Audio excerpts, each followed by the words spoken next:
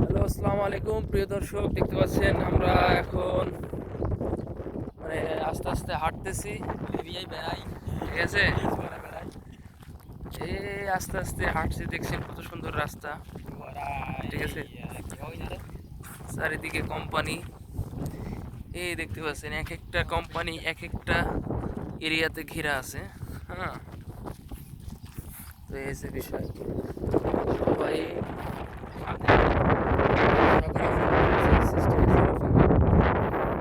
সামনে অথই সাগর, কিন্তু দুঃখের বিষয় ওই দেখতে পাচ্ছেন সাগর।